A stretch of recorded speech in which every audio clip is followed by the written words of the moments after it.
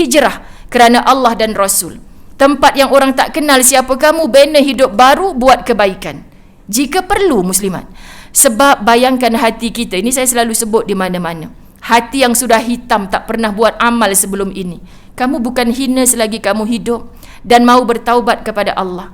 Saya kata ni hati kita jangan dipecahkan, jangan dirobek, jangan dibuang, buat pembedahan, jangan. Kita tak boleh ubah sebab doktor kata hati ni elok lagi, tapi penuh dengan kehitaman. Orang lelaki tak solat Jumaat 3 waktu berturut-turut pun muslimat dirahmati Allah. Tapi isteri jangan pula, bang, minggu lepas kan dah pergi solat Jumaat, minggu ni teman I shopping boleh? Dia tiga kali berturut-turut kan bang, yang jadi hitam tu isterinya pun terlebih hadir majlis ilmu. Macam tu lah muslimat. Dia tu ustaz kata tak apa bang, kalau dah kali ketiga tu, minggu lepas kan abang dah pergi, minggu ni teman lah, penting ni, tak ada tudung yang matching dengan baju, besok kan ada wedding, teruk benar suami isteri macam tu. Jadi jangan dibuang gelas ni, jangan dipecahkan. Macam mana cara kita nak balik dengan qalbun salim, hati yang putih bersih, itu maksud qalbun salim. Cuba beritahu saya, Musliman Al-Falah, tak boleh tonggengkan ustazah, tak boleh bocorkan gelas ni. Macam mana nak putihkan air yang hitam? Bayangkan dalam gelas ni air yang hitam. Macam mana muslimat? Taruh klorok pula dah ni, terlebih bijak. Allahu Akbar. Air yang putih ni muslimat, tuang, akhirnya jadi apa muslimat? Putih, keluar semua yang hitam. Begitulah hati kita. Allahu Akbar, baiknya Allah. Tak perlu tukar suami baru, tak perlu tukar anak-anak baru, ujian-ujian yang menghalang saya ke syurga. Saya ni sebenarnya orang baik ustazah, tapi sebab dapat suami yang macam tu, saya jadi tak baik sekali. Tak. Kita terus kena buat amal soleh. Barulah taubat kita tu taubatan nasuha. Delete dosa dengan menambah baik, menambah baik, menambah baik sampai titik akhir. Allah kata al-an ajal. COVID-19 Malaysia hampir cecah 10,000. Minta maaf sebut, adakah mati semua muslimat? Tak. Subhanallah, maha kayanya, maha baiknya Allah. Semoga Allah limpahkan syurga kepada frontliners kita yang bertungkus lumus muslimat. 100 lebih orang mati itu bukan kerana COVID, tapi kerana Allah kata ajalnya berbentuk demikian. Maka ibu-ibu dirahmati Allah, jangan berkalau-kalau dengan iman. Kalau hari tu anak saya tak start motor, tak kena langgar dengan lori, itu ajal dia sampai. Kalau dia tak kena langgar dengan lori, dia tengah baring main game dalam bilik dia, ajal sampai, boleh mati. Tapi fitnah akan, takkanlah mati sebab main game. Manusia ni kan bercakap-cakap. So kalau mati kena langgar lori, Allah, kawan si batu api ni pula kenapa bagi naik motor? Kan kita jadi makin stres kalau dapat kawan macam tu. Jawapannya kerana ajal. COVID itu makhluk, tak boleh mematikan makhluk lain. Yang mematikan tetap Al-Khaliq. Jadi iman kita Masya Allah, kita tahu ajal dia sampai dengan cara begitu. Jadi muslimat, jangan sampai kita tersilap dalam mencampakkan sesuatu kebaikan dalam hati.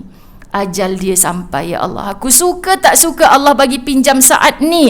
Lalu Allah ciptakan virus ini sebagai asbab. Lori yang langgar motor anak tu sebagai asbab. Kalau tak pun, mati yang tengah dalam tidur tu pun orang bercakap juga, betul tak muslimat? Orang, ustazah, sihat-sihat mati dia ustazah. Ya kak, sebab syarat mati tak perlu tua. Syarat mati tak perlu kena COVID. Syarat mati tak perlu kena langgar lori. Syarat mati tak perlu sakit. Syarat mati kita yang sedang hidup ini wajib untuk mati. So saat kita buat persiapan ini muslimat, bagaimana hubungan rapat kita dengan Allah. Tengok dan mendapat syurga yang bidangnya seluas segala langit dan bumi yang disediakan bagi orang yang bertakwa. Cuba hafal sungguh-sungguh. Kalau tak hafal seluruh ayat ini, hafal kalimah muttaqin. Sebut muslimat. Bila baca Quran, ibu-ibu yang dirahmati Allah, jumpa kalimah muttaqin, cuba selit di hati, ya Allah, hidupkan aku dengan takwa, matikan aku di kalangan orang-orang yang bertakwa. Cukup dah. Jumpa kalimah amanu, aku nak hidup dengan iman, mati dengan iman, bangkit kelak di mahsyar bersama orang beriman, masuk ke syurga dengan orang-orang beriman. Sebab tanpa sebesar zarah iman, tidak ada tersenarai namamu di dalam syurga. Faham ya muslimat dirahmati Allah? Kita jahil, tak faham bahasa Arab, tapi jumpa kata-kata kunci yang demikian muslimat, Mulut mengaji, hati berdoa. Barulah kita terasa roh itu hidup, hati kita hidup bersama jasad yang beramal. Dalam kitab Penawar Bagi Hati yang saya bawa di Masjid Ibnu Abbas semalam, Muslimat, dia versi lain, tulisan ulama kita hebat kan.